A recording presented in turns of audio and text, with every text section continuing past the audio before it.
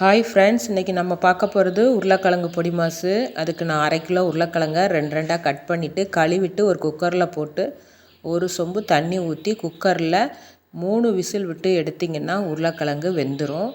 அதுக்கப்புறம் அதை ஆற விட்டுட்டு நல்லா அதோட தோலெல்லாம் நல்லா ஃபுல்லாக உரித்து நல்லா எடுத்துருங்க. அதுக்கப்புறம் அதை பொடியாக உதுத்துக்கங்க. ஆறுனதுக்கப்புறம் ஒரு கடாய் வச்சு தேவையான அளவு நான் ஒரு 3 ஸ்பூன் அளவுக்கு எண்ணெய் ஊற்றிருக்கேன். கொஞ்சமாக கடுகு, ஜீரகம், உளுந்தம்பருப்பு, உடச்ச உளுந்தம்பருப்பு போட்டுக்கோங்க. கருவேப்பிலை, 5 பச்சை மிளகாய் நீட்ட வாக்கில் கீறினதை சேர்த்துருக்கேன். கொஞ்சோண்டு பெருங்காயத்தூள் போட்டுக்கோங்க. அது கூட வெங்காயம் சேர்த்து நல்லா பொன்னிறமாக வதக்கிக்கோங்க.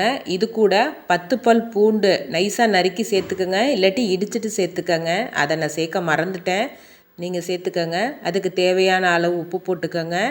அதுக்கப்புறம் கொஞ்சமாக மஞ்சள்தூள் போட்டு நல்லா சுருளை வதக்கிட்டு அதுக்கப்புறம் உதுத்து வச்சுருக்க உருளைக்கிழங்க அதில் கொட்டி நல்லா சுருளை கிளனிங்கன்னா உருளைக்கிழங்கு பொடி மாசு ரெடி. அது மேலே கொஞ்சமாக கொத்தமல்லி இலை தூவி இறக்குனிங்கன்னா உருளைக்கிழங்கு பொடி மாசு ரெடி. இது புளிக்குழம்புக்கு ரொம்ப சுவையாக இருக்கும்.